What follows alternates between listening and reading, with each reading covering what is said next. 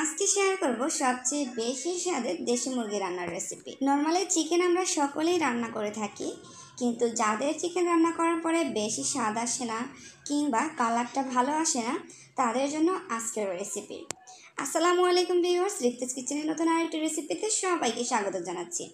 তৈরি করে দেখাবো দেশি মুরগির ঝাল ঝাল কষা রেসিপি, আর তার সাথে থাকবে অনেকগুলো টিপস অ্যান্ড ট্রিক্স। তো চলুন রেসিপিটি শুরু করি। আমি এখানে দেশি চিকেনটা নিয়েছি। আপনারা চাইলে এই পদ্ধতিতে ব্রয়লার কিংবা লেয়ার মুরগিও রান্না করতে পারেন। একটা মুরগির অর্ধেক পরিমাণ নিয়েছি। এবার এর ভিতরে পরিমাণ মতন দিয়ে দিয়েছি বাটা মশলা। দিয়েছি 1 টেবিল চামচ পরিমাণ আদা বাটা, 1 টেবিল চামচ পরিমাণ রসুন বাটা, আর অ্যাড করে দিয়েছি 1 টেবিল চামচ পরিমাণ জিরা বাটা। এবার অ্যাড করে দিচ্ছি 1 টেবিল চামচ পরিমাণ লাল মরিচের গুঁড়া। সাথে দিয়ে দিলাম হাফ টেবিল চামচ পরিমাণ হলুদের গুঁড়া। আজকের চিকেনটা আমি আগে থেকে কষিয়ে রান্না করব না, ঠিক যে পদ্ধতিতে রান্না করতেছি এইভাবে করে রান্না করলে আপনাদের চিকেনের স্বাদ কিন্তু দ্বিগুণ থেকে দ্বিগুণ পরিমাণ বেড়ে যাবে। তো এবার অ্যাড করে দিলাম স্বাদ মতন লবণ, আর দিয়ে দিচ্ছি সামান্য পরিমাণ হচ্ছে সয়াবিন তেল। এবার এখানে 1 কাপ পরিমাণ অ্যাড করে দিলাম পেঁয়াজ কুচি। আজকে দেখানো পদ্ধতি অনুযায়ী আপনারা প্লিজ একবার হলেও রিকোয়েস্ট থাকবে বাসায় ট্রাই করে দেখবেন। আশা করব আপনাদের চিকেনটা খেতে কিন্তু দারুণ স্বাদের হবে। তো এবার সব উপকরণগুলোকে ভালোভাবে হাত দিয়ে মেখে আমি প্রায় 10 মিনিটের মতো ম্যারিনেশন করতে রেখে দেব। ঢাকনা দিয়ে ঢেকে দিলাম আর অপেক্ষা করব 10 মিনিটের মতো। ঠিক 10 মিনিট পরে ঢাকনাটা তুলে নিয়েছি। আর অবশ্যই চেষ্টা করবেন মশলাগুলোর সাথে চিকেনগুলোকে খুব ভালোভাবে মেখে নিয়ে এভাবে করে 10 মিনিটের জন্য রেস্টে রেখে দিতে। আমি কিছুক্ষণ সময় একটু হাত দিয়ে মেখে নিয়েছি, আর পেঁয়াজগুলো কিন্তু অনেকটা নরম টাইপের হয়ে গিয়েছে, কারণ এখানে আমি কিন্তু লবণটা ইউজ করেছি, আর লবণটা দেওয়ার কারণে পেঁয়াজটা অনেকটা নরম হয়ে গিয়েছে। এবার চিকেনটাকে রান্না করার পালা। চিকেনটা রান্না করার জন্য এখানে 1/3 কাপ পরিমাণ নিয়ে নিয়েছি সয়াবিন তেল। এবার এখানে কিছু শুকনো মশলা নিয়ে নিয়েছি। এখানে নিয়েছি দারচিনি, এলাচ, আর নিয়েছি লং। এখানে 2-3টার মতন হবে লং নিয়েছি, আর এলাচ, আর হচ্ছে 2 টুকরার মতো হবে দারচিনি, আর সাথে 2টো তেজপাতা একটু চিড়ে দিয়ে দিয়েছি। আর এভাবে করে তেলের ভিতরে প্রথমে মশলাটা দিলে কিন্তু খুব সুন্দর একটা ফ্লেভার আসে। তাই চেষ্টা করবেন তেলটা গরম হয়ে আসার সাথে সাথে মশলাগুলোকে অ্যাড করে দিতে।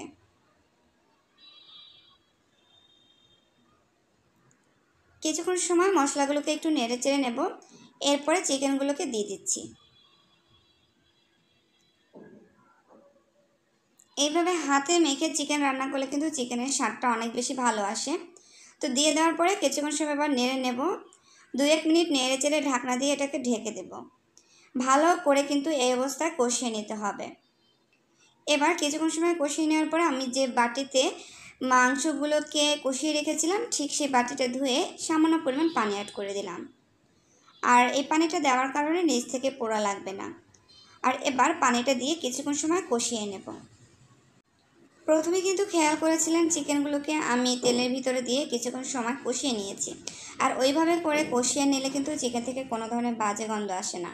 অনেকেই বলেন চিকেন খেতে ভালো লাগে না, কারণ একটাই, সেটা হচ্ছে অনেক সুন্দরভাবে রান্না করার পরেও নাকি অনেকের কাছে গন্ধ লাগে। তো এইভাবে করে রান্না করে দেখবেন, আমি 100% গ্যারান্টি দিয়ে বলতেছি আপনাদের নিশ্চয়ই ভালো লেগে যাবে। তো আমি কিন্তু অনেক সময় ধরে চিকেনগুলোকে কষিয়ে নিয়েছি, আর এতে করে কিন্তু গন্ধটা দূর হয়ে যাবে। ভালোভাবে কষিয়ে নেওয়ার পরে এবার পরিমাণ মতো পানি অ্যাড করে দিলাম। এরপরে ঢাকনা দিয়ে ঢেকে দিলাম। প্রায় 10 মিনিট পরে ঢাকনাটা তুলে নিয়েছি, কারণ এর ভিতর থেকে বলক চলে এসেছে। এবার একটু নেড়ে চেড়ে নেব, আর ততক্ষণ পর্যন্ত জাল করব যতক্ষণ পর্যন্ত না পানিটা শুকিয়ে আসে কিংবা চিকেনগুলো ভালোভাবে সিদ্ধ হয়ে আসে।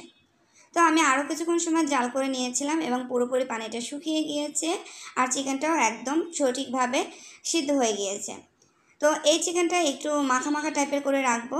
আপনারা চাইলে একটু ঝোল ঝোল টাইপের করে রাখতে পারেন, তবে মাখা মাখা করে খেলে কিন্তু ভীষণ ভালো লাগে। এবার রান্নার স্বাদ বাড়াতে যে কাজটা করতে হবে সেটা এখন করে নিচ্ছি।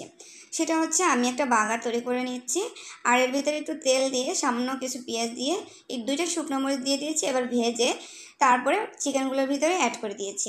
আর অ্যাড করে দেওয়ার পরে কিন্তু নাড়াচাড়া করা যাবে না, আমি আস্তে ঢাকনা দিয়ে ঢেকে দিয়েছি।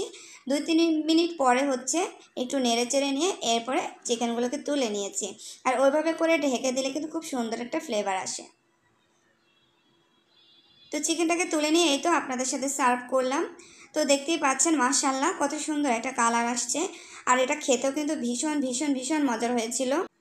আজকের এই চিকেন রান্নার মূল যেটা হচ্ছে সেটা হচ্ছে বাগার। বাগারটা অবশ্যই দেওয়ার চেষ্টা করবেন, এবং আমি কিন্তু দেখেছেন যে হাতে মেখে তারপরে হচ্ছে চিকেনটা রান্না করেছি। ঠিক 2টি স্টেপ ফলো করবেন, অবশ্যই আপনাদের রেসিপিটা অনেক বেশি লোভনীয় হবে। তো আজকে এই পর্যন্তই। রেসিপিটি কেমন লেগেছে অবশ্যই কিন্তু কমেন্ট করে জানাবেন। ভালো লাগলে সবার সাথে শেয়ার করে দিবেন। আর যদি ফেসবুক পেজ থেকে ভিডিওটি দেখেন, পেজটি ফলো দিয়ে চ্যানেলটিকে সাবস্ক্রাইব করে রাখবেন। সবাই অনেক অনেক ভালো থাকবেন। আল্লাহ হাফেজ।